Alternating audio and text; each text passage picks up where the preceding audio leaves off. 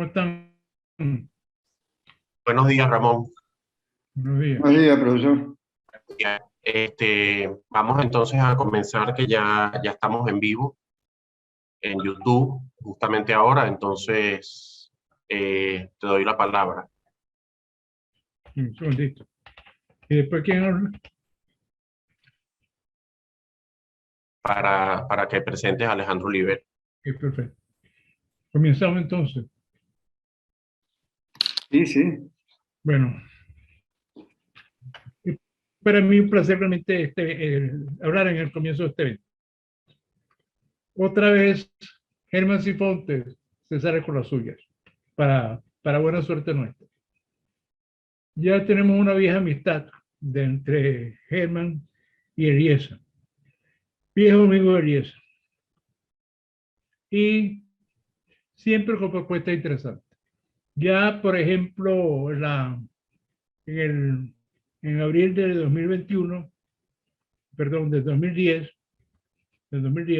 inauguramos el Salón El Aula, Eugenio Montejo, patrocinada por Germán Sifonte. Fue una iniciativa nuevamente muy curiosa. La gente se pregunta, para ser muy sincero, ¿quién era Eugenio Montejo? Así como puede preguntar, con mucha naturalidad no va a preguntar por Eugenio Mendoza, pregunta quién era Eugenio Montejo. Entonces le explica que era un gran poeta. Yo recuerdo el día de la inauguración.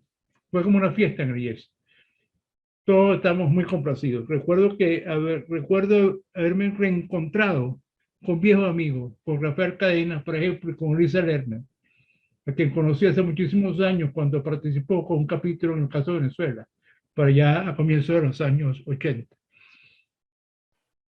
Bueno, y ahora, como diría el poeta Montejo, una vuelta más nos acerca. Entonces estamos aquí de nuevo para esta iniciativa realmente interesantísima de vincular literatura y gerencia. Y contamos con el apoyo del poeta Alejandro Oliveros.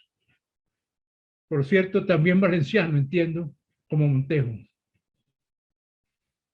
Bueno, entonces vamos a iniciar esta actividad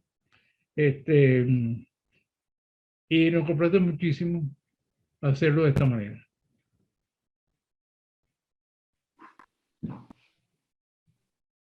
Gracias, profe. Sí, por desgracia, Germán Sifonte no puede estar aquí con nosotros, pero sí, esta iniciativa que él la hacía, que lleva por nombre Coninvest, se quiere mantener con esta nueva actividad en el IESA de literatura y gerencia, tratar de vincular una cosa con la otra, lo cual en realidad, como veremos, tal vez no sea muy difícil. Pero para mí es sumamente placentero estar en esta primera actividad con el IES, un instituto que respeto tanto y del cual han salido o han ejercido la docencia buenos amigos como Michael Penfold o Ángela Layón.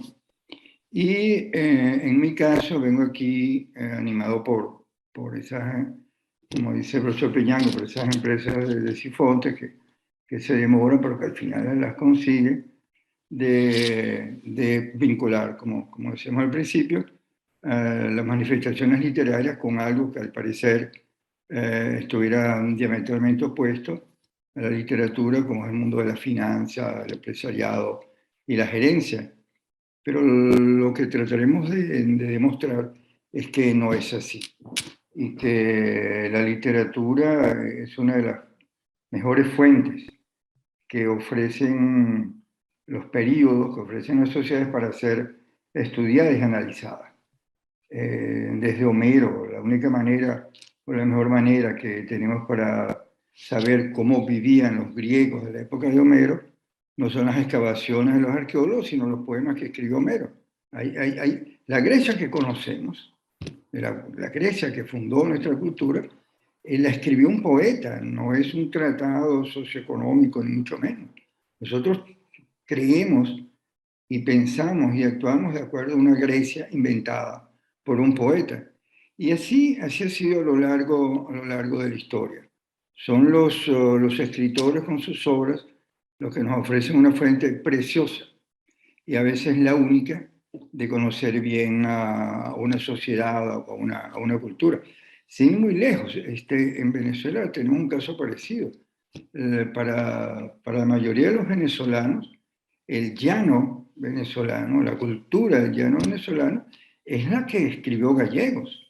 Yo no tengo idea si el llano es como dice Gallegos o no, pero para mí, para muchísimos, millones de personas como yo, el llano venezolano es el que está, no en los tratados de historia, que seguramente los hay y muy buenos, sino el que está en una obra de arte, en una obra de literatura, en una novela, que es la novela de Gallegos, Doña Bárbara.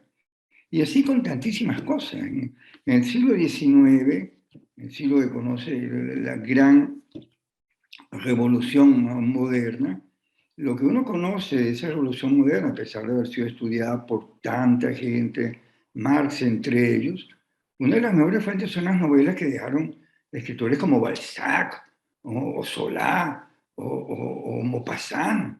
Ese es el París que uno conoce. Ese París del Cancán, ese París del siglo XIX, tan alegre, no es probablemente no fue así, pero es el que nosotros conocemos y en el cual creemos. Y tiene que haber sido mucho así porque Marx utilizó mucho la fuente literaria para hacer sus análisis, incluso macroeconómicos. Y hemos escogido para esta apertura de estas relaciones nuestras con Eliesa, nuestras digo, lo que era el grupo Inconinvest y ahora el grupo de Fundación Cultura Urbana, hemos escogido a un escritor pues, que todos hemos oído hablar, que es William Shakespeare. Como veremos, la grandeza de Shakespeare no solamente radica en lo que escribió, su grandeza va más allá. La grandeza de Shakespeare está incluso en lo que no escribió, porque raramente encontraremos a alguien en la calle o en el trabajo o en las aulas que no haya oído hablar de Shakespeare y de sus personajes. No es necesario haberse leído Romeo y Julieta para saber que estos personajes eran un par de muchachitos, un par de adolescentes, que se enamoraron perdidamente de una manera más o menos platónica y que aquello no salió bien. Pero no lo hemos leído, pero o hemos visto películas o alguien nos habrá contado su cuento. Lo mismo con tantos otros personajes.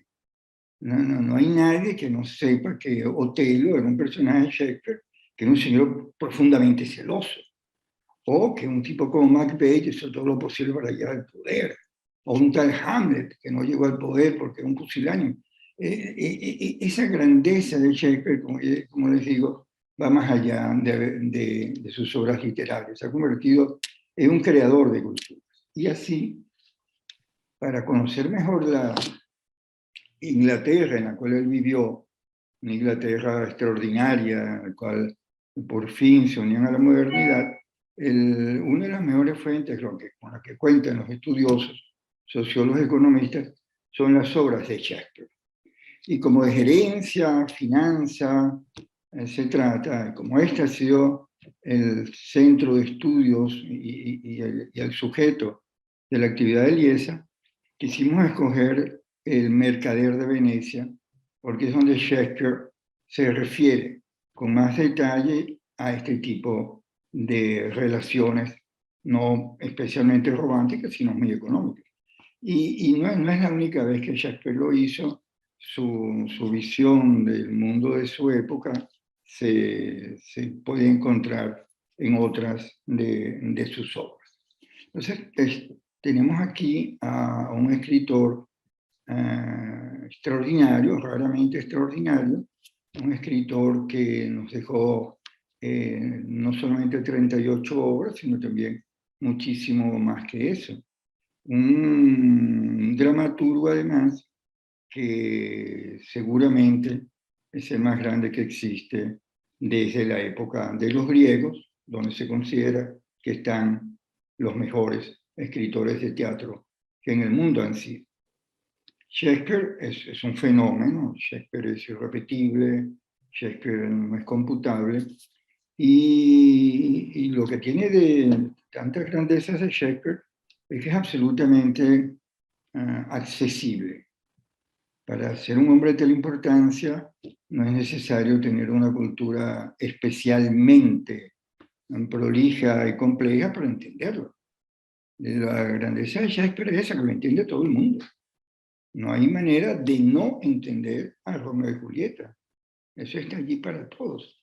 Porque la grandeza de Shakespeare, entre otras cosas, radica en que él escribió sobre lo que veía. Shakespeare era un hombre muy inculto, Shakespeare no terminó el liceo, no tuvo acceso a las universidades, que eran centros muy exclusivos. Sin embargo, Shakespeare, como los búhos, se fijaba mucho, se fijaba cómo se comportaba la gente, estaba pendiente del movimiento del alma de los seres que los rodeaban. Y esa penetración psicológica la llevó a la literatura con una espontaneidad que seguramente no tenían sus colegas egresados de Cambridge o de otros centros de estudio académico tradicional. En esta obra, El Marqués de Venecia, que es la que nos trae hoy aquí, Shakespeare refleja de una manera, como veremos cuando intervenga el profesor Urbicaray, de una manera sorprendente. Shakespeare ataca el problema de la finanza y el problema de la gerencia con una modernidad inusitada. Aun cuando Shakespeare no era ni economista, ni era sociólogo, ni había pasado por el IESA, Shakespeare observó muy bien, y es en ese tratado de literatura, además escrito en versos, es una obra poética, es un drama poético. Allí es una de las mejores fuentes que tenemos para conocer el cambio de modos de producción que ocurrió en Europa después de la Edad Media. Shakespeare es un hombre a caballo entre el Renacimiento y lo que vino después, y representa muy bien esa época de paso de un modo de producción primitivo, feudal, como quieran llamar, a un modo de producción moderno y caprichoso. ¿Cómo él se dio cuenta de todo aquello sin haber estudiado nada de nada? Pues simplemente, como les digo, observando mucho, hablando mucho y oyendo aún más. O sea, hoy vamos a comentar brevemente, por desgracia, esta obra extraordinaria, una de las grandes obras del teatro universal, que se basa en un hecho absolutamente financiero, ¿cuál es? El de un préstamo. Un préstamo, su derivado y su forma de acomodarse a esta situación tan especial que es la del comienzo de la economía moderna. Trata la obra de un mercader, pues, de un hombre, de un comerciante, de un espíritu ya dentro de la modernidad, que arriesga su capital para reproducirlo y que en su caso consiste en ser un comerciante de ultramar. Es un hombre que dispone de una flota para hacer intercambio comercial en una ciudad como Venecia, que era la ciudad más importante en ese momento del siglo XVI, por sus contactos, con su cercanía con el Oriente. Este Shakespeare que vamos a estudiar nació en 1564. Esta fecha es muy importante porque en 1564 murió Miguel Ángel Buonarroti. Y esto nos sirve para deslindar una cosa de la otra. Con la muerte de Buonarroti podemos decir que muere el Renacimiento. Y comienza otro periodo post-renacimental que hemos llamado barroco. Barroco que se extendería por todo el mundo, incluyendo Venezuela. Entonces, a caballo entre estos dos grandes movimientos está Shakespeare, tomando cosas de uno y del otro. Es en el teatro donde más se va a destacar Shakespeare. Y tuvo la fortuna de nacer en el momento en que el teatro estaba comenzando a desarrollarse en un país que permitió ese desarrollo. Tal vez, más que las catedrales, o las pinturas de Miguel Ángel y Leonardo, y las iglesias brunelleschi y todas las cúpulas que hicieron el Renacimiento, tal vez lo más importante que le demos al Renacimiento sea el teatro. En la Edad Media había iglesias, y muy bellas iglesias góticas, pero no había teatro. Había filosofía y grandes filósofos, pero no había teatro. Había música muy hermosa, un canto gregoriano, pero no había teatro. Había escultura y había pintura, pero no había teatro. El teatro colapsó después de la caída del Imperio Romano, porque a los pueblos conquistadores de Europa, a los pueblos nuevos, estos bárbaros, godos, visigodos, francos, lombardos, todos ellos tenían una desconfianza ontológica e inexplicable por el teatro. Esa desconfianza del hombre de la Edad Media por el teatro será superada solo en el Renacimiento. Y de allí nacerá esto que conocemos, el teatro moderno, del cual Shakespeare es un más eximio representante. Este es lo que tenemos de él. Shakespeare es un caso misterioso, no se le conoció una carta, no dijo nada, no dejó rastro. Escribió y un buen día desapareció de la escena londinense, regresó a su país natal, dejó 3 años sin escribir ni siquiera una línea y murió en 1603. Aquí nació Shakespeare, en este bellísimo pueblo al norte de Londres. Era así y está así. Eso no ha crecido mucho. No es que sea un monumento nacional, sino que un pueblito que está en el medio casi de la nada y en el medio de la campiña inglesa, y todavía tiene esta dulzura como lo ven. Shakespeare nace aquí, pero rápidamente se traslada a Londres antes de terminar los estudios formales, y en Londres se va a hacer hombre de teatro. Ese Londres que va, la lámina anterior, la lámina anterior, ¿no? ¿Hacer un mapa de Londres? Esta es la primera. Okay. En Londres ha ocurrido cosas, exacto, este es un Londres que se ha ido desarrollando de una manera notable, porque después de muchas guerras civiles, llegó un hombre que consolidó la unión, digamos, que fue el padre de Enrique VIII. Enrique VIII es conocido, por desgracia, por lo que pasa es que Enrique VIII todo lo que se decía era verdad, que le cortó la cabeza a varias esposas, nadie lo puede negar. Pero la historia de Enrique VIII que conocemos ha sido escrita, la que conocemos, por historiadores católicos que lo presentan como la encarnación del diablo. Resulta que, aparte de tener esas pequeñas avenencias con su esposa y esta manera tan particular de arreglar esas disputas, porque en la cual no siempre la esposa salía con la mejor parte, fue Enrique VIII uno de los hombres más ilustres de su tiempo, un verdadero príncipe del Renacimiento, en contacto permanente con los más grandes talentos de su tiempo. Erasmo escribió un libro para su educación, tenía contacto con Juan Luis Vives. Era un hombre del Renacimiento, un hombre que va a cambiar la faz de Londres, la va a convertir en una ciudad moderna, va a permitir el ingreso de una economía de capital, va a comenzar a convertir a Inglaterra en una gran potencia. De una de estas uniones de Enrique VIII van a nacer Isabel I, Isabel de Inglaterra, que es la reina para la cual será un súbdito Shakespeare. Vamos a ver la otra. En este momento, el gran enemigo de Inglaterra va a ser España, la España imperial, donde no se acostaba el sol ni se levantaba, porque todo era España, y va a ser el gran enemigo de Inglaterra, o mejor dicho, este país aislado, este paísito allí, va a ser el formidable enemigo de un imperio vastísimo, como fue el imperio de los españoles. Vamos a ver la próxima. Por ahí debe haber una foto de un dibujo. Este es el gran Enrique VIII. Esta es su primera esposa. Vamos a detenernos un segundo. Enrique VIII casi en primeras nupcias con esta señora que estaba en la otra foto, Catalina de Aragón, tía de Carlos V, católica. En ese momento todo el mundo era católico en Inglaterra. Y aquí está Catalina, y vive mucho tiempo con Enrique VIII. Tiene una hija con Enrique VIII, tiene un hijo que se muere joven, pero se muere el hijo y queda sin descendencia. En ese momento Enrique VIII se enamora de una cortesana llamada Ana Bolena y va a justificar su divorcio o su pretendido divorcio de Catalina de Aragón porque andaba buscando descendencia masculina para su reino.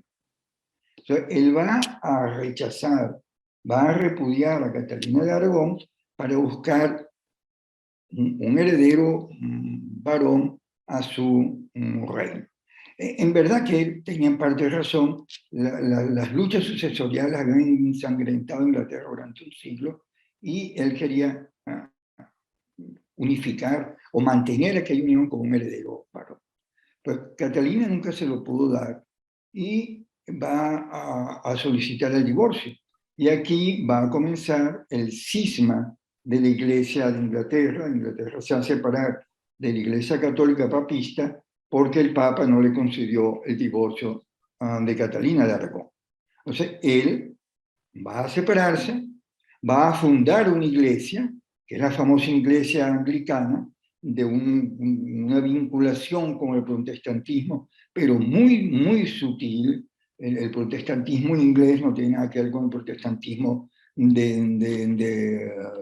de Suiza, por ejemplo, aquel calvinismo cerrado, ni el de los puritanos que vendrán después. Enrique VIII era un hombre perfectamente liberal, como lo va a ser su hija. Se van a seguir enfrentando a los españoles con los franceses porque no le van a perdonar nunca que se haya divorciado de Catalina de Aragón. Entonces, sin embargo, a la sucesión, cuando muere Enrique VIII, deja a una hija como heredera, que es María, una señora un poco violenta, un poco desmesurada en su persecución, y casa con el heredero, con el rey de la corona española, que es Felipe II. Ese matrimonio durará 4 años porque la señora se le muere, y él va a proponer casarse con la famosa Isabel I. Pero vean ustedes cómo son de relativo a las historias de los historiadores. Felipe, aquí príncipe de Austria, luego Felipe II, rey de España y del inmenso imperio que le había dejado el papá, los historiadores depende, cuando uno lee o escucha a un historiador, hay que pedirle el pasaporte para ver de qué nacionalidad es. Porque fíjense lo que pasa aquí. Felipe es rey de España y Isabel es reina de Inglaterra. De acuerdo con los españoles, Isabel I de Inglaterra le pide a Felipe, o le insinúa a Felipe, o le hace saber a Felipe que está dispuesto a casarse con él. Pero, según la versión española, él rechaza a Isabel porque no le gustaba, porque era fea, porque era bastarda. Según los españoles, Felipe pues, rechazó a la reina de Inglaterra. Si usted lee a un historiador inglés, le dirá que fue Isabel la que rechazó a Felipe por prognático, porque no le gustaba esa quejada tan fea.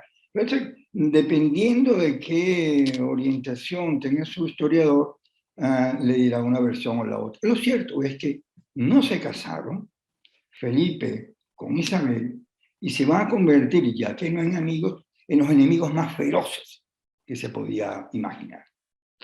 Conspirará toda la vida Isabel contra Felipe, y Felipe intentará derrocarla con una fallida expedición por mar para invadir Inglaterra. Este es el mundo, este mundo tan movido así, vamos a seguir viendo, en el cual surge el genio de Shakespeare. Es el mundo, esta es la gran Isabel de Inglaterra, la que va a dar nacimiento a esta Inglaterra que hasta hace poco era una potencia mundial. Esta nunca se casa y cuenta con una corte brillante, de tipos como Sir Walter Raleigh, conocido por los historiadores católicos como un pirata, que lo era, pero también era un finísimo poeta, un extraordinario poeta, y además era un extraordinario escritor. Este es el mundo de Shakespeare, y es de aquí de donde va a salir esta historia extraordinaria, que es la del mercader de Venecia. Que se trata tan sencillo como esto. Venecia, que como sabremos más tarde por la posición del profesor Garay, era el centro comercial más activo de la Europa del siglo XVI, y es allí donde se va a desarrollar esta historia. En Venecia, por lo demás, se fundó el primer gueto, es decir, el primer barrio reservado solo para judíos, no porque los judíos lo hayan escogido, sino que los cristianos lo combinaban a un grupo de calles, un grupo de casas donde los judíos no podían salir de noche, pero sin autorización. Aquí sitúa Shakespeare su historia. Se trata de lo siguiente. Este es un muchacho, un disco llamado Bassano, que lo veremos más adelante, que tiene un gran amigo, que es un mercader de Venecia, que se llama Antonio, el cual ha hecho varios préstamos no pagaderos, pero ahora viene y solicita un nuevo préstamo. Le dice a Antonio que necesita un nuevo dinero porque tiene en vista un proyecto económico que era el de enamorar a una joven llamada Porcia, rica heredera, y que necesitaba ese préstamo y ofrecía casi como colateral, yo no sé si es así como dicen ustedes, los economistas, un colateral era que esta señora, cuando se casara con él, disponía de tanto dinero que le iba a pagar los 3.000 ducados que necesitaba. En ese momento, el mercader de Venecia le dice, mira, yo no tengo este dinero, todos mis barcos están en el mar, cuando regresen tendré muchísimo más de 3.000 ducados para prestarte. Y lo que hacemos, dice, bueno, vamos a casar a un judío que siempre han prestado dinero y le pedimos el préstamo. Van a Antonio y Bassano, hablan con el judío llamado Shylock, y Shylock le ofrece, sí, le voy a prestar los 3.000 ducados, y hay una pelea allí, en la cual Garay hablará, entre si lleva intereses o no lleva intereses este préstamo. Porque los préstamos, como dice esta lámina, se consideraban usureros, y la usura había estado condenada por la Iglesia Católica durante mucho tiempo. Eso de prestar intereses, como hacen los bancos, es algo nuevo. Hasta el Renacimiento, la préstamos de intereses era algo condenable, criticable, y algunas veces pues, era y convertía en riesgo de la justicia. En este momento se está desdibujando esa ética cristiana de ayúdame que yo te ayudaré. Desdibujar esa ética cristiana, lo que se va a imponer es este capitalismo usurero de pedir a cambio del préstamo unos intereses. Aquí están, esta bellísima lámina del primer acto, están Antonio, a mano izquierda, a mano derecha, el joven, su amigo Bassano, que se va a casar, y este es Shylock, el famoso judío que le va a dar prestar los 3.000 ducados. Las condiciones de ese préstamo las veremos más adelante. Vamos a la próxima. Creo que estas son todas.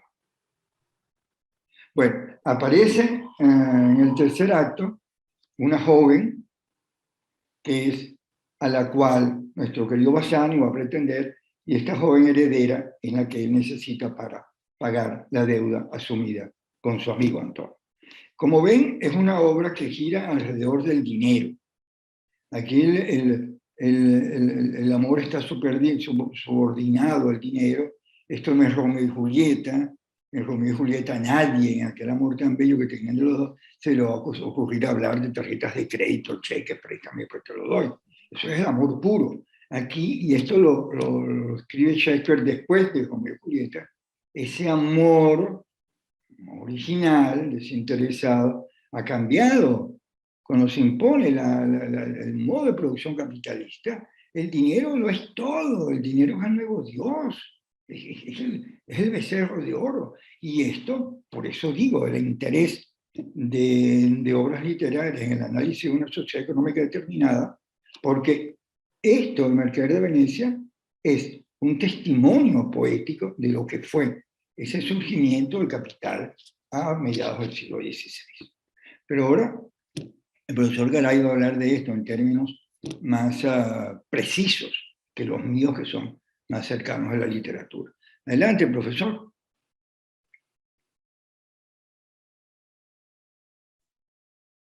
Bueno, muchísimas gracias, Alejandro.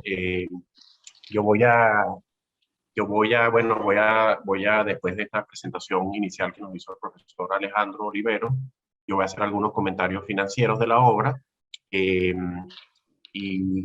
pero antes de eso, voy a repasar algunas cosas que dijo Alejandro sobre la economía de la época con más detalle, ¿no?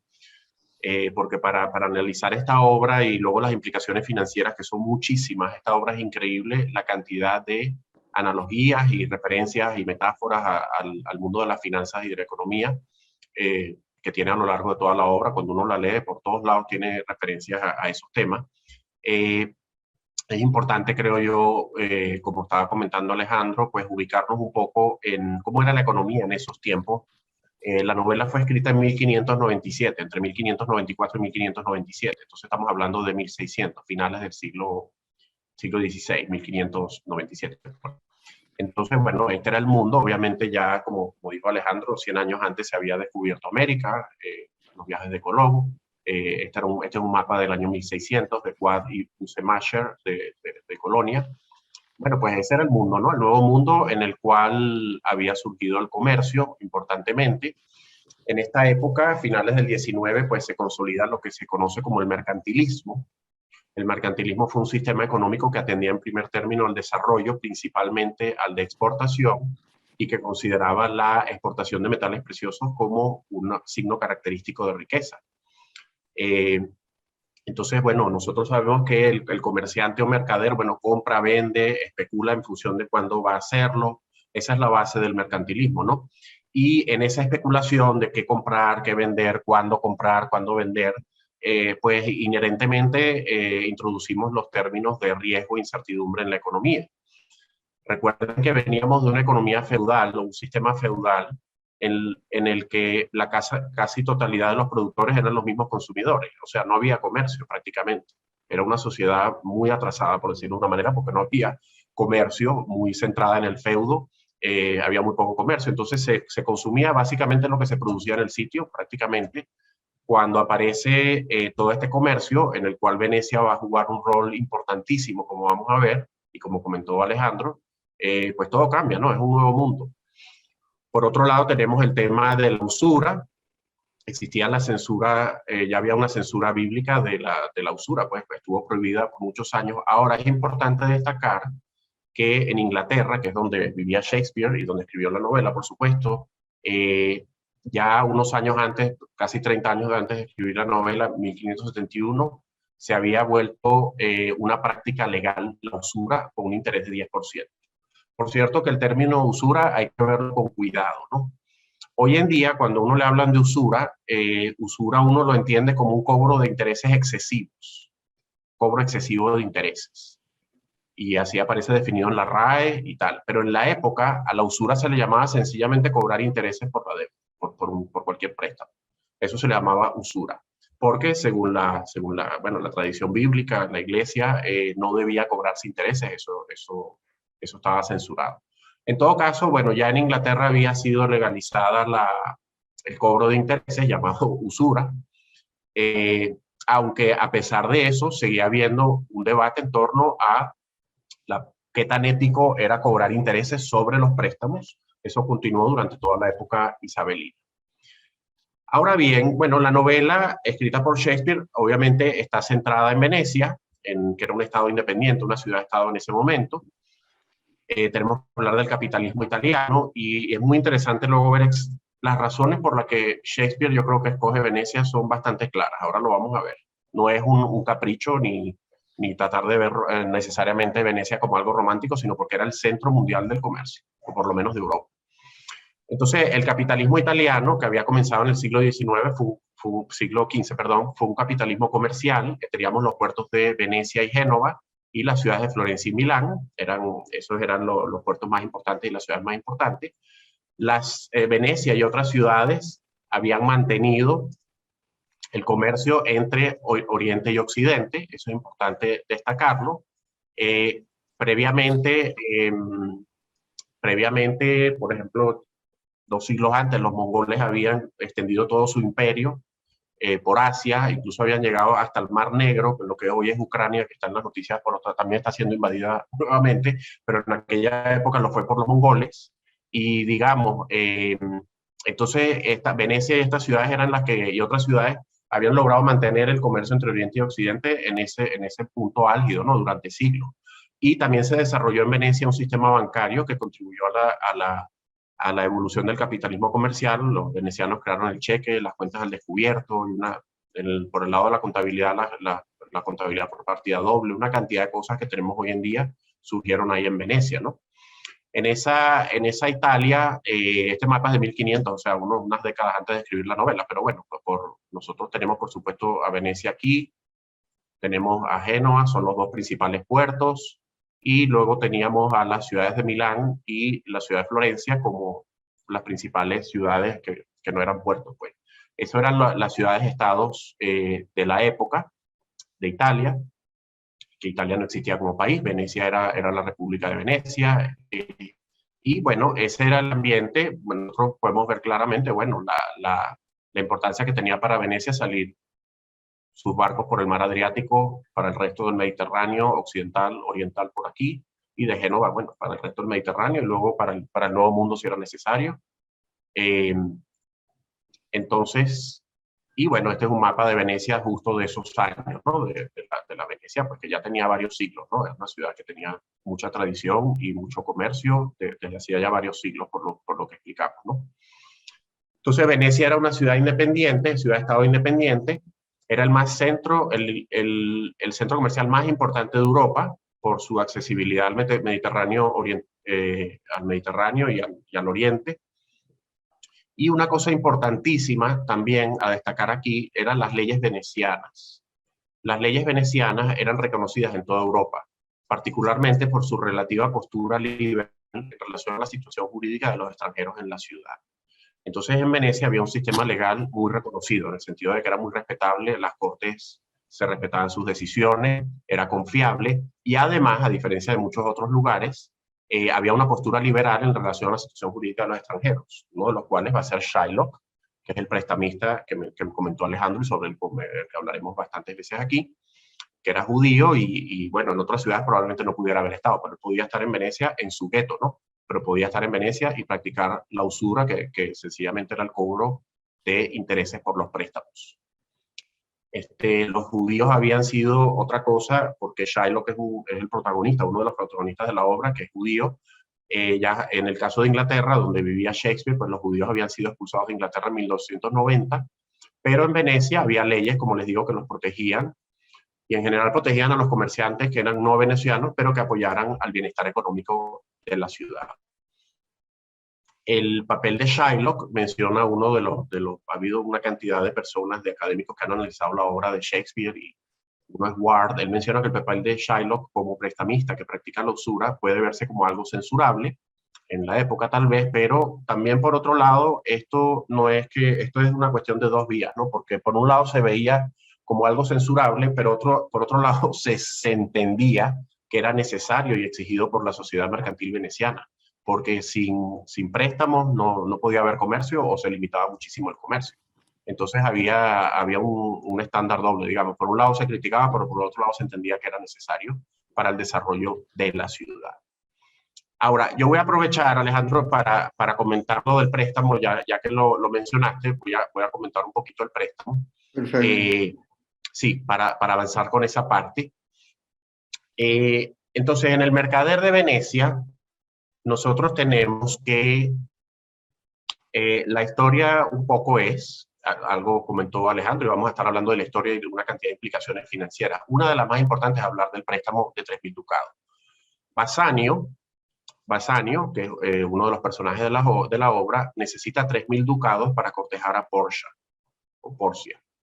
Este es un pretendiente de Porcia, y Porcia es una mujer muy rica. Su padre falleció, le dejó una herencia enorme, y ella estaba buscando, pues, bueno, a ver quién va a ser su esposo. Su padre dejó unas instrucciones que debían seguirse, de las cuales hablaremos más adelante, sobre que debía cumplir quién fuera su pretendiente y futuro esposo. Uno de ellos es Basanio, ¿no? Entonces Basanio, que era noble, pero que estaba endeudado, venido a menos, la verdad es que no, era un poco derrochador, se puede decir, necesita $3.000, $3.000 no, 3.000 ducados para cortejar a Porcia. Exactamente para qué, bueno, tiene que viajar a Belmont, tiene que comprar ropa, es una cantidad excesiva realmente, como se va a ver luego, pero bueno, necesita 3.000 ducados. Él no los tiene. Entonces, Antonio, que es el que sería realmente el mercader de Venecia, es Antonio, que es su amigo, se ofrece a pedirle un préstamo a Shylock. Entonces, Basanio necesita un préstamo de 3.000 ducados. No tiene cómo pedirlo, ni tiene cómo ofrecer unas garantías de las que vamos a hablar ahora. Entonces, su amigo Antonio se dirige a Shylock, que es el judío prestamista, para que le ofrezca un préstamo. Entonces, Antonio y Shylock, que ya traían una historia larga de disputas y de peleas, empezando porque Antonio despreciaba a Shylock en una de las primeras escenas, pues le escupe y le dice de todo, sencillamente porque era judío. Entonces, Antonio y Shylock, con todo y que le pide préstamos y le preste, traen una larga relación de disputas, bueno, sobre todo porque Antonio pues agrede a Shylock, digamos, y también dice que le cobra unos intereses muy altos, y bueno, está todo ese tema, pero necesita pedirle un préstamo.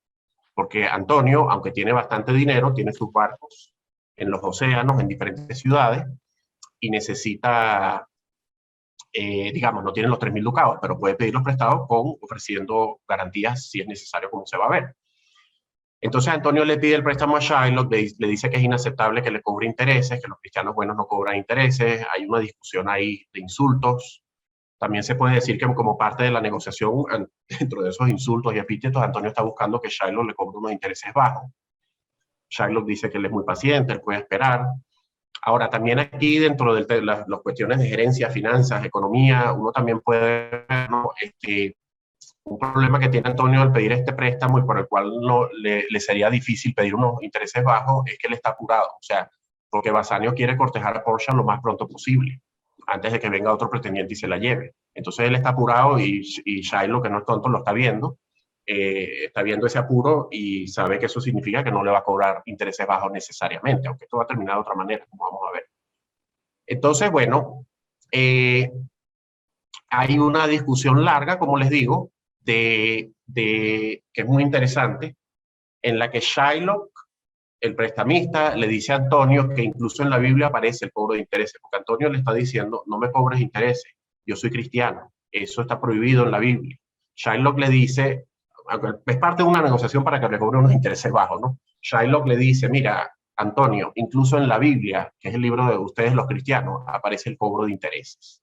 Le dice, hay un pasaje de la Biblia en el que un pastor, que es Labán, quería usar los terrenos de Jacobo para que pastasen sus ovejas por un periodo de tiempo. Entonces un pastor quería usar los terrenos de Jacobo para que pasten sus ovejas. Jacobo le respondió a este pastor que bueno, yo te puedo prestar los terrenos, pero tú me tienes que dar una retribución por yo prestarte los campos por un periodo de tiempo. ¿Cuál va a ser esa retribución? Bueno, cualquier cordero manchado o rayado, que son unos tipos de cordero, que nazca en los campos, mientras yo te preste mis campos, mis terrenos, me va a pertenecer a mí. Entonces Shylock le cuenta a Antonio esa historia de la Biblia, de que Jacobo prestó unos terrenos a cambio de recibir un pago. Ese pago no es en intereses realmente, es en los corderos que nazcan ahí, que salgan manchados o rayados. Ahora, ocurre que en el lapso de tiempo del alquiler de terreno, además nacieron una gran cantidad de corderos manchados o rayados. Ocurre eso, ¿no? Ahora, Antonio, cuando oye esa historia, le dice, mira, está bien, Shylock, pero ese pago en corderos manchados o rayados que nacieron ahí, eso no se puede considerar como si fueran intereses.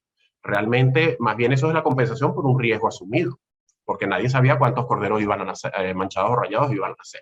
Es decir, argumenta Antonio, que Jacobo no cobró intereses, lo que actuó fue como un inversionista que recibió como retribución los corderos que nacieron manchados y rayados o rayados.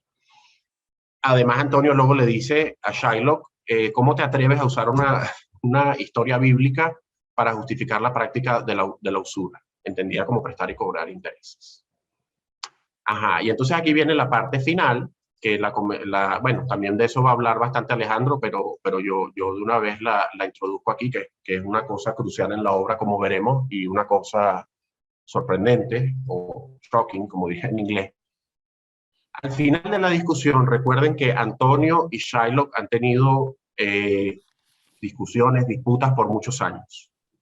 Entonces, por mucho tiempo. Y Shylock se ha sentido muy ofendido, bueno, le ha escupido, entre otras cosas. Antonio le ha escupido, le ha insultado. Shylock se ha sentido muy ofendido, muy humillado por Antonio a lo largo de los años. Entonces Shylock al final le dice, está bien, yo te voy a prestar los 3.000 ducados. Yo te voy a prestar los 3.000 ducados.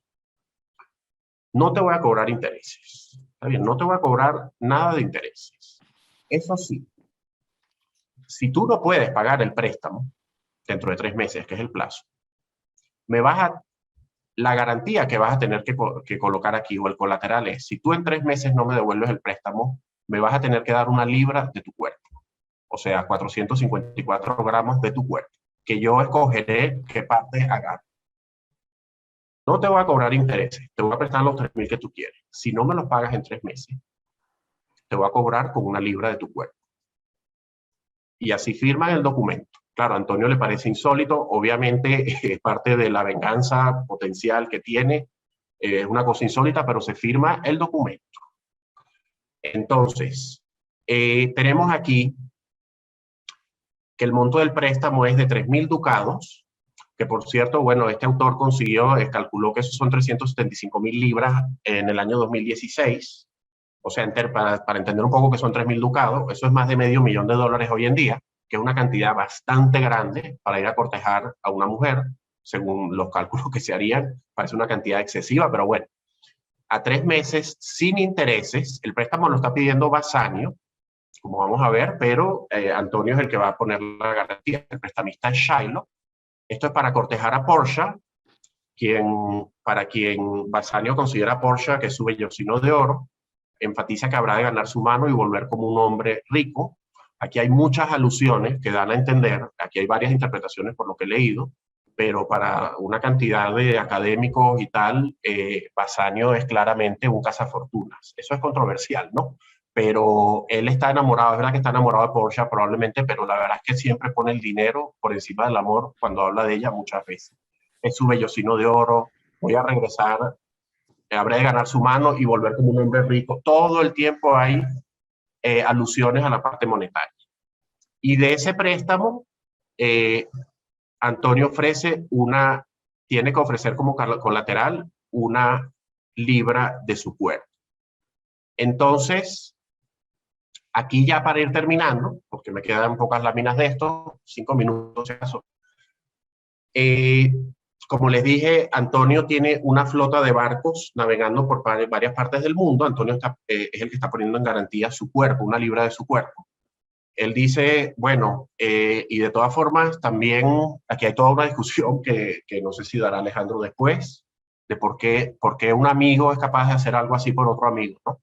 ¿Qué está pasando aquí? O sea, este está capaz de dar su vida por este otro amigo. Antonio está dispuesto a dar su vida por su amigo Bassanio, ¿no? Antonio tiene una flota de barcos, unos están por Trípoli, otros están por México, otros están por Inglaterra. Y bueno, en ese sentido, bueno, se puede decir que él tiene una diversificación de sus inversiones, ¿no? El riesgo de sus inversiones, hablando de temas financieros que también se desprenden de la obra. No había seguros en la época, ahora muy rudimentario. En ese sentido, sí, Antonio está tomando un riesgo de que, bueno, imagínense en esa época los barcos, los ataques piratas, los accidentes, los robos, etcétera, ¿no? Entonces hay unos grandes riesgos, pero bueno, él estaba diversificado porque tenía barcos en 4 lugares del mundo. Y México era el otro que faltaba, ¿no? Entonces, por otro lado, Antonio es el único inversionista de la empresa, entonces por el lado del capital de la empresa no está diversificado, no tiene socios en la empresa, sino que él es el único accionista, digamos. Entonces, todos esos son aspectos financieros que salen de esta obra. Cuando los barcos lleguen a puerto, cada uno de ellos, que está en Trípoli, que está en México, que está en Inglaterra, cuando esos barcos lleguen a puerto y descarguen la mercancía, habrá suficiente dinero para pagar el préstamo, si todo sale bien, por supuesto. Antonio le dice a Bassanio, a su amigo, por el cual está ofreciendo en garantía su libra de cuerpos, que en 1 o 2 meses él habrá obtenido 3 veces la suma del préstamo y él está dispuesto a correr ese riesgo. Para terminar, entonces, y un poco para ilustrar el esquema del préstamo, cómo es, y estos son, digamos, el Mercader de Venecia, pues ha sido interpretado en los teatros por siglos, en televisión. Estos son los personajes de una película que se hizo en el 2015. Aquí Shylock es Al Pacino, si ustedes lo ven. Y bueno, esa es una película que se hizo hace unos años. Entonces, para resumir un poco y verlo un poquito más financieramente, ¿qué es lo que pasó aquí? Bueno, sencillamente Bassanio pues se endeuda por 3.000 ducados con Shylock, que es el prestamista. Ahora, el que hizo toda la transacción, porque lo conocía, fue Antonio, el que habló con Shylock y hizo toda la transacción. Bassanio realmente no participó en eso. Antonio, que era el amigo de Bassanio y que tiene recursos o puede pedir préstamos, Bassanio era de la nobleza, ciertamente, pero era pobre, bueno, no pobre, pero se había venido a menos y tenía deuda. Él no estaba en capacidad de pedir un préstamo. Podía pedirlo, pero si el amigo ponía una garantía. Ese amigo es Antonio, que tiene toda esa discusión que vimos con Shylock y que si le va a cobrar intereses, que no sé qué, y al final Shylock le dice, no te va a cobrar interés. Eso sí, me vas a poner como colateral 1 libra de tu cuerpo. Por supuesto, eso no tiene ningún sentido financiero, ¿no? Es todo parte del remordimiento, ¿no? remordimiento de la sed de venganza realmente que tenía Shylock después de tantas humillaciones y malos tratos que había recibido de Antonio a lo largo de los años, ¿no? Y que se ve muy claramente a lo largo de la obra. Entonces, bueno, Bassanio se endeuda en 3.000 ducados, el prestamista es Shylock. Por cierto, la cantidad es tan grande incluso para Shylock, que Shylock a su vez se endeuda, no dicen cuánto, pero en una parte, por lo menos, algo de esos 3.000 ducados, 1.000 ducados, no sé, se los pidió a otro amigo judío, a Tubal, para completar los 3.000, porque era una cantidad muy grande para la época. Entonces, Shylock también se endeuda con Tubal. Entonces, todo esto es, bueno, para que Bassanio entonces pueda cortejar a Porcia, que está aquí, que está buscando esposo, que hay unas condiciones que le puso su padre que falleció para que consiga ese esposo, de las cuales hablará Alejandro. Y bueno, para cortejarla, pues necesita esa gran cantidad de dinero. Porcia es inmensamente rica y bueno, necesita esa gran cantidad de dinero. No se sabe muy bien por qué es tanto, porque es muchísimo. Tiene que viajar a Belmont, donde está ella, tiene que, bueno, comprar unas buenas ropas, tiene, no sé, pero no veo que le pidan una garantía o algo para entrar ahí tiene que mostrar que tiene una riqueza, supongo, de alguna manera, porque es una cantidad muy grande.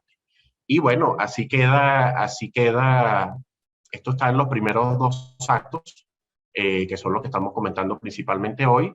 Y bueno, ya con eso termino y le dejo nuevamente la palabra a Alejandro. Gracias, Jorge. Muy completa tu exposición. Claro, pero no todo en el mundo de Shakespeare, no todo en el Mercader de Venecia es finanzas. Hay también, por supuesto, mucha poesía.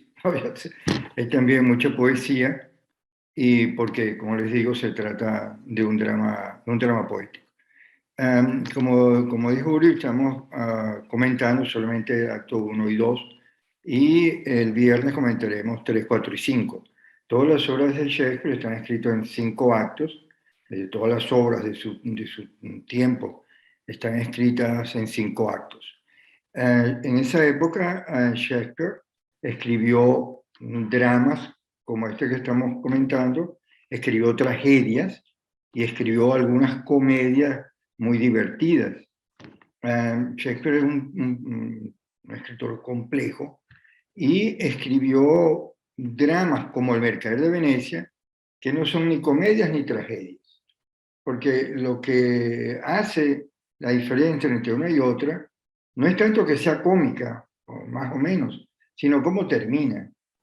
Si la historia termina mal para el protagonista, pues eso es una tragedia. Eso se considera así desde que lo inventaron los griegos.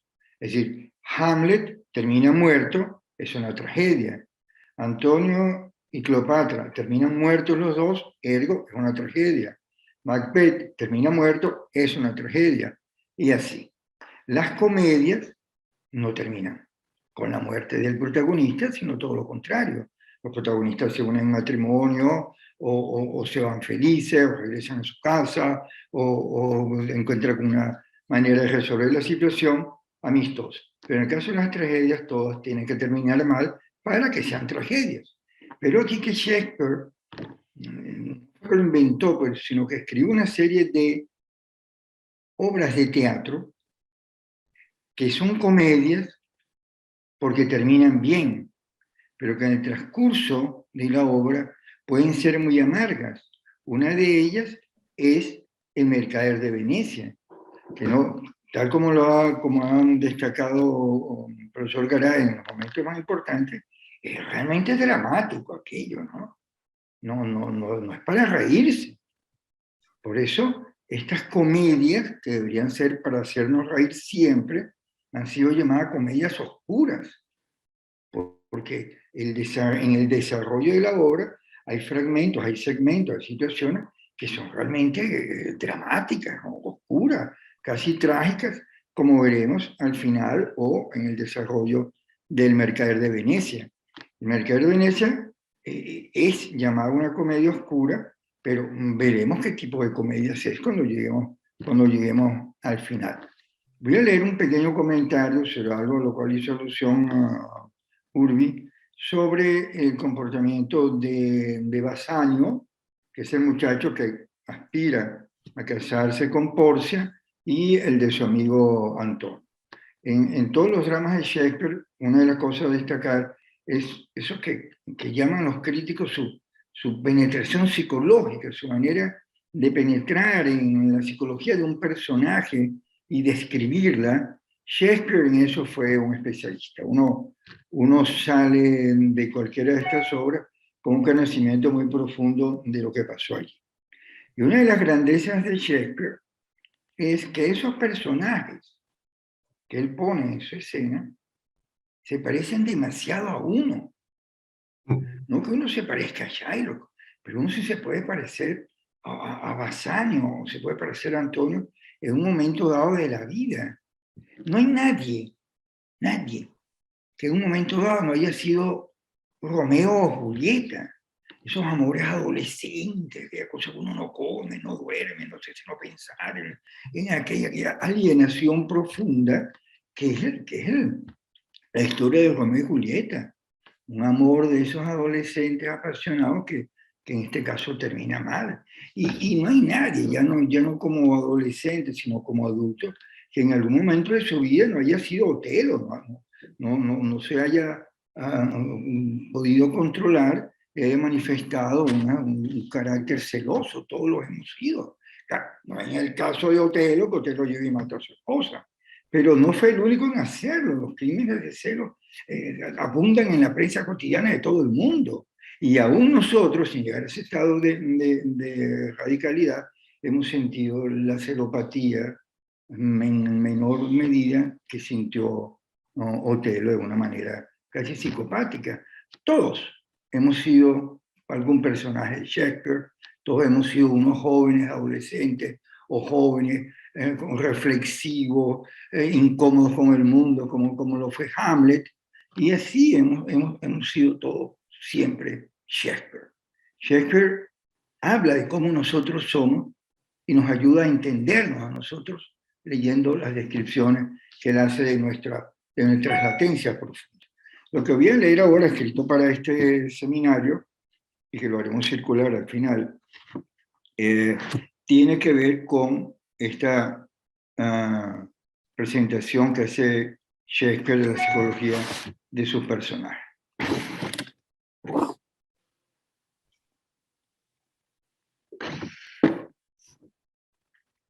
El Mercader de Venecia, como recomendaban los clásicos, comienza en medio del asunto. Esto es una recomendación que viene así desde Homero. La Ilíada, que es el canto sobre la guerra de Troya, comienza en el año 7 de la guerra. No comienza diciendo, desembarcamos en Troya y enfilamos nuestras tropas hacia las murallas de la ciudad que va a ser tomada. No, cuando llegamos a Troya, ya han pasado 7 años de combate. Entonces, comenzar en el medio de la acción, en el medio del asunto, es una de las recomendaciones de los clásicos para hacer una buena obra de arte. Y eso lo sabía Gallegos. Y doña Bárbara comienza así, en medio del asunto. Cuando llega a Santo Luzardo allí, ya la película va por la mitad. Ya esta señora se ha cogido medio llano para ella. Y eso es lo que sabía Gallegos, y por eso es tan apasionante su novela, como él la narra allí, ya comenzada, ya todo está funcionando. Y así pasa un poco en el Mercader de Venecia. Ya han pasado muchas cosas cuando llega el momento en el cual se abre el telón. Cuando se inicia la historia, ya Antonio, el mercader, ha hecho préstamos de alto riesgo a su amigo Basanio, el que más tarde va a pretender a Porcia, quien nunca demostró intenciones de pagar. Esto ya aquí comienza uno a extrañarse de cómo un comerciante, un mercader de Venecia, puede estar haciendo préstamos de altísimo riesgo a un individuo cuya solvencia es para no prestarle nada. Es un botarate, es un dilapidador, pero Antonio le ha prestado y nunca le ha cobrado un centavo, que tampoco lo podía hacer porque Basanio nunca tuvo intenciones de pagarlo. Entonces ya comienza una relación muy especial entre el banquero, digamos, entre el que hace el préstamo, que en este caso no es Shylock, sino Antonio, y su amigo Basanio.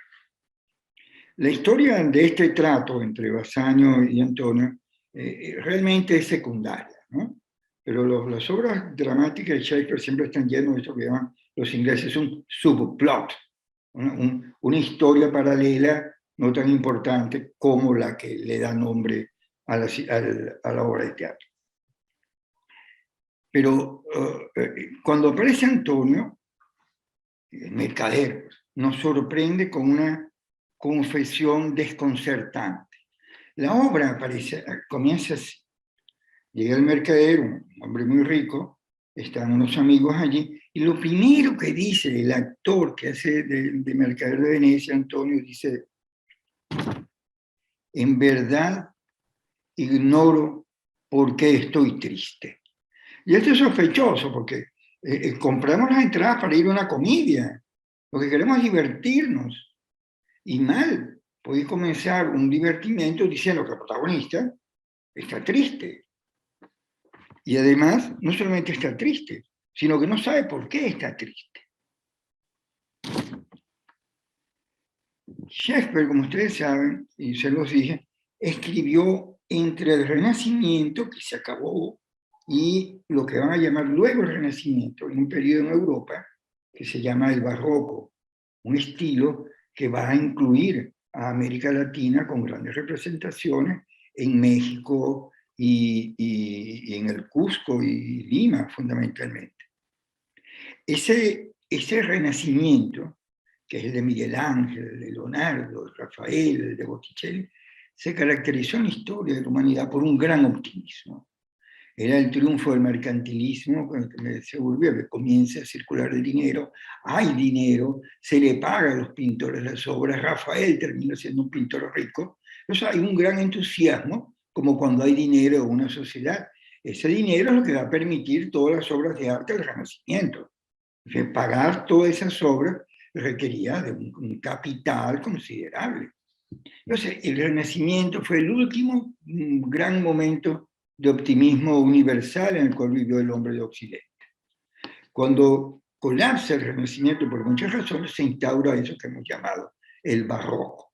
Este Barroco es otra cosa.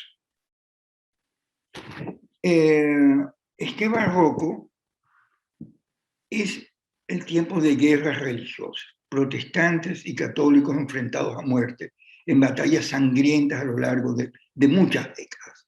Ya el optimismo de Miguel Ángel había cedido a un pesimismo generalizado, las sociedades se hacían melancólicas y tristes, había una profunda inseguridad, nadie sabía si los protestantes iban a tomar toda Europa o los católicos iban a desplazar a los protestantes. Estos enfrentamientos entre protestantes no eran enfrentamientos de tipo teológico, no es que los protestantes condenaran al Papa y más nada. Estas discusiones de tipo teológico degeneraron en guerras muy crueles. Ambos cristianos, ambos creyendo en Cristo, no se podían ver en la calle porque se atravesaban a puñaladas. Como ustedes comprenderán, una sociedad así no puede generar ningún tipo de optimismo. Eso generó más bien en el colectivo europeo una actitud melancólica, negativa ante la vida. Pero era en toda Europa. Es la Europa de Quijote, es la Europa de Quevedo, es la Europa de Velázquez, en cuya iconografía nadie se ríe como fue una mueca burlesca de un enano. En ese tiempo, en Europa, está escribiendo Shakespeare en otro periodo que por retrasado era más bien el Renacimiento inglés. Al optimismo del Renacimiento, basado en el talento y la voluntad de aquellos hombres que reinventaron el mundo moderno, siguió un tiempo oscuro, pesimista y sangriento, el ciclo de la locura del Quijote, guerras sangrientas entre católicos y protestantes y la difusión de la doctrina luterana. Hombres melancólicos como Antonio no era lo que faltaba en aquella Europa del siglo XVII, dividida por la prédica de Lutero. Esta melancolía, como les decía, se hizo endémica y Antonio dice más adelante, pero ¿cómo he adquirido esta tristeza? ¿Tropezado o encontrado con ella? ¿De qué sustancia se compone? ¿De dónde proviene? Es algo que no logro explicar. La tristeza crónica, la melancolía, la depresión, como ustedes saben, puede ser de varios tipos. Como reconoció tempranamente Platón allá en Grecia. Una de los tipos de locura que encuentra Platón, que sintoniza Platón, es la locura amorosa. Pocas cosas más graves que un desengaño amoroso. Antonio es incapaz de aceptar el origen de su mal y lo atribuye a la esencia de la condición humana, que es, según él, la de estar triste. Es decir, que el hombre no puede ser alegre, sino melancólico. Y dice Antonio, el Mercader de Venecia, no tengo el mundo por más de lo que es. Un teatro donde cada cual debe representar su papel y el mío es bien triste. Uno de sus amigos, que está ahí en esta primera escena de la obra, uno de los amigos conversando con Antonio, después que Antonio confiesa su tristeza, uno de los amigos le dice, mira, ¿no será que tú estás enamorado, Antonio? Y Antonio protesta, no, chico, déjate de eso. Y lo niega de plano. Aquí es donde aparece su joven amigo Bassanio. Que entre otras cosas va a servir de puente entre esta pequeña historia dramática de la melancolía de Antonio y la gran historia que es la del préstamo que nos describió el profesor Gralla. Las expresiones que Antonio, el mercader, dirige a Bassanio son las más inquietantes. Dice, mi bolsa, mi dinero, mis últimos recursos, en fin, estarán a tu disposición. Me haces indiscutiblemente más daño, poniendo en duda la sinceridad de mi afecto, que si hubieras dilapidado mi fortuna entera. En otra ocasión, Salario dirá de Antonio, un amigo, que no vive en este mundo más que para Bassanio. si no entera, ya Bassanio había dilapidado parte de la riqueza de su amigo. Bassanio, por otra parte, es un producto típico de estos tiempos, de transición entre la economía feudal y la economía capitalista. Bassanio es incapaz de adaptarse y mucho menos de trabajar por su cuenta, lo que era considerado inaceptable para un hidalgo como él, un noble. Bassanio, entonces, se ve obligado a adoptar una de las condiciones más rebajadas de la organización social de cualquier momento de la historia. Y es la figura del pícaro. Se trata de un personaje inmortalizado por la comedia del arte, un hombre, en su caso, que no el de Bassanio, de oscuros orígenes, cuyo propósito existencial, la del pícaro, es vivir de los demás, es decir, vivir bien sin trabajar, para lo cual tiene que realizar una cantidad de maniobras, de picardías, que solamente él domina a la perfección. Bassanio es así un noble en desgracia, un noble pobre, un noble degradado que tiene que acudir a esta forma represiva, esta forma detestable de la organización social que es la del pícaro.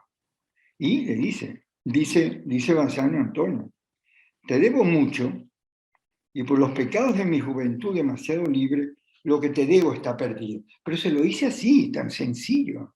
Eso está perdido.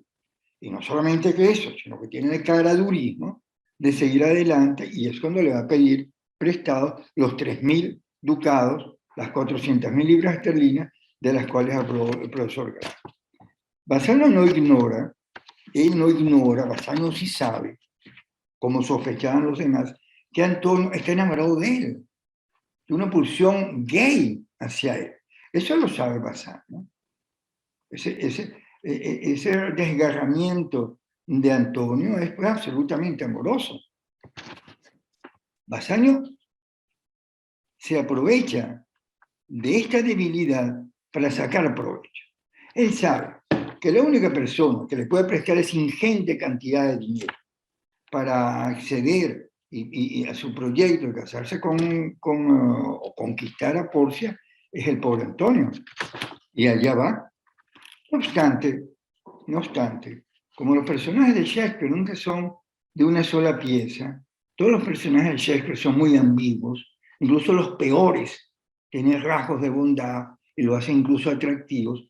Bassanio, que es este pícaro que está utilizando la pulsión seguramente homosexual de su amigo, que nunca se ha casado, no tiene nada, se ve pues en esta necesidad de maniobrar para que Antonio le preste los 3.000 ducados. Sin embargo, se redime Bassanio, porque una vez que él consigue el préstamo, en primer lugar, él se va a oponer rotundamente a que Antonio acepte las condiciones del prestamista Shylock, que es medio libre de su carne. Entre paréntesis, si uno pesa 80 kilos y le quitan medio kilo, pues uno más bien debería agradecérselo porque si rebaja uno un poco, ¿no? El problema es que el kilo de carne no viene solo, sino que viene acompañado con todo lo demás, que es lo que hace esta medida seguramente mortal. La picardía de Bassanio, entonces, que es la que lo lleva a seguir aprovechándose de su amigo, sin embargo, no es existencial, es más bien casual, surgida de una necesidad económica, una picardía superficial que él la utilizó para llegar a conseguir sus 3.000 ducados. Fíjense, en tiempos de la Edad Media, no se hubiese podido escribir esta obra. Porque en tiempos de la Edad Media, nadie iba a perder 3.000 ducados en nada, porque salvo la guerra, ahí no había nada que hacer. Ni habían bancos, ni prestamistas tan poderosos para proponer esa cifra. Además, como dijo Urbi en su exposición, la usura en la Edad Media estaba absolutamente condenada. No es que era un pecado, era un delito. No fueron pocos los que perdieron la cabeza o quemados en la hoguera al ser descubiertos haciendo prácticas usureras. Y aquí viene el problema que se plantea y que ha planteado Shakespeare en la figura de Shylock. Este judío, que es el que va a conseguir con otros judíos del gueto los 3.000 famosos ducados. Y uno se pregunta y comienza a preguntarse por el origen de este antisemitismo que aparece en la obra, eso que dice Shylock, que en pleno Rialto, en el mercado, sufriera los escupitajos de Antonio, no fue una sola vez. Ese desprecio que sintió toda la Edad Media y que se ha prolongado hasta el 20 por los judíos, tiene sus explicaciones que no han sido fáciles. Una, tal vez la más superficial de todas, es que durante el largo periodo de la Edad Media, durante esos 1000 años de cristianización de Europa, porque judíos hubo toda la vida y judíos hubo en el Imperio Romano. Flavio Josefo, el gran historiador, era judío. Y nadie andaba persiguiendo judíos en Roma. Perseguían cristianos, es otra cosa. En la Edad Media, en la constitución de esta pirámide feudal, se describe, algunos historiadores han descrito 3 grandes funciones, ¿no? La función del príncipe, según, usted no podía ser príncipe si era judío, porque los príncipes eran príncipes cristianos. Entonces, los judíos no podían acceder a esas grandes funciones. Segundo, las propiedades de la tierra estaban casi todas en manos de la iglesia. Usted tampoco podía ser cura si usted era judío. Entonces ya es otro trabajo al cual usted no podía acceder, otra función. Y la tercera, que es la función del caballero, el hombre a caballo, que va a salvar a su rey o salvar la fe. El judío tampoco podía ser un caballero armado, porque recuerden que una de las cosas que usted tenía que hacer para ser caballero, ungido como caballero, era hacer un juramento con la cruz, y la cruz tenía, la espada tenía un empuñador en forma de cruz. Yo llegaba y juraba allí que usted por esa espada cristiana defenderá a su rey y la iglesia. Entonces ustedes ven, en los 3 grandes órdenes de la economía medieval o del funcionamiento de la sociedad medieval, los judíos no tenían ingresos, ni podían tener tierras, ni podían acceder a la nobleza, ni podían ser caballeros. Entonces, ¿qué iban a hacer? Lo único que podían hacer era ejercer oficios indignos, como el farmacéutico, médico, veterinario, y eso les permitió ejercer esos trabajos una pequeña acumulación de dinero, porque usted le curaba al caballo a un caballero, el caballero le pagaba de alguna manera, con un yelmo, con una moneda de oro, con una pepita de oro, lo que sea. ¿Qué pasa? Prestando servicio como dentista, sacándole muero a todos los caballeros del reino, o como médico, teniendo el parto de todas las señoras de los reyes del reino, algo le pagaba, alguna retribución usted obtenía como médico, doctor, o lo que fuera, y más lo que usted paga, le saca una muela que le duele, capaz de jalar el caballo o el castillo. ¿Qué pasaba? Que estos judíos que recibían estas remuneraciones hacían una pequeña acumulación capitalista, sencillamente porque no podían usarla. No podían comprar espadas para ser caballeros, un casco, un caballo, una armadura. No podían comprarse un castillo. No podían comprarse un pedazo de tierra para cultivar vino o calabaza. Entonces ellos fueron acumulando dinero que no llevaban como gastar. Llegado el momento dado en que el dinero se hizo necesario, como esto, ya los judíos habían desarrollado muy bien la práctica de la acumulación y el préstamo, que como ellos no eran cristianos, lo hacían a intereses, a usura. Esto para tratar de fundamentar el generalizado antisemitismo del cual Shakespeare da cuenta en esta obra. Porque no hay nadie más odiado que aquel que te presta dinero. Porque te presta dinero en un caso de necesidad. Nadie agradece nunca un préstamo, y mucho menos un préstamo a intereses como el que hacían los judíos. Esto no es que explique para nada el antisemitismo europeo de los últimos 2000 años, los primeros que sean, pero sí es una base para comenzar una discusión sobre el tema. Porque Shylock es un personaje que ha sido muy criticado. Yo recuerdo que en 1979, por ejemplo, cuando la BBC puso su serie de producciones de Shakespeare, todas en la televisión, y las fueron mostrando todas. Cuando mostraron la del Mercader de Venecia, en 79, comunidades judías de Nueva York, de Manhattan, fueron a protestar frente a la CBS, que era donde o el canal público, sí, el canal público, que era donde se mostraba. Pero fueron a protestar hasta allá en 1979 porque consideran que la obra era insoportablemente antisemita.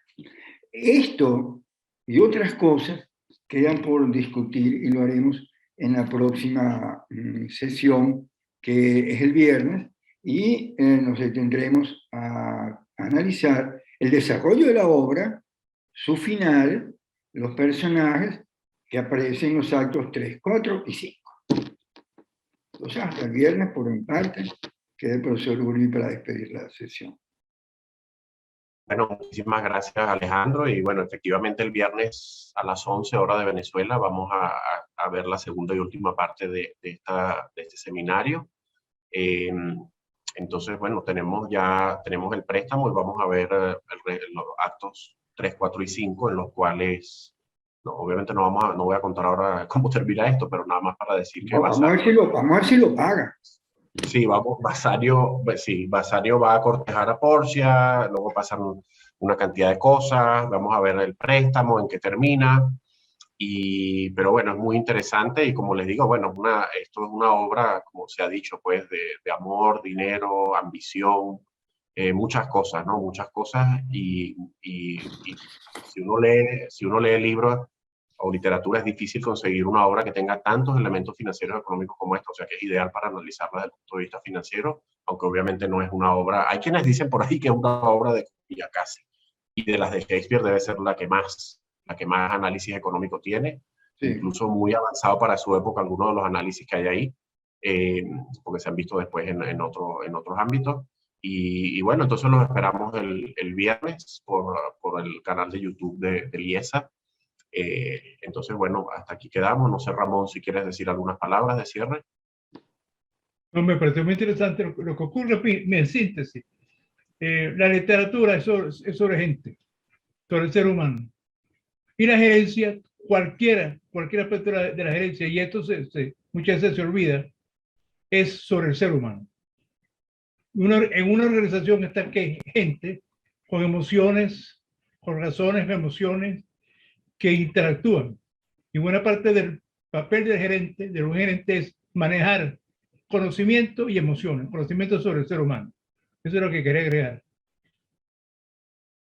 Entonces, el drama del mercado de gerencia refleja muy bien lo que es la práctica gerencial en cualquier época del mundo. Bueno, muchísimas gracias.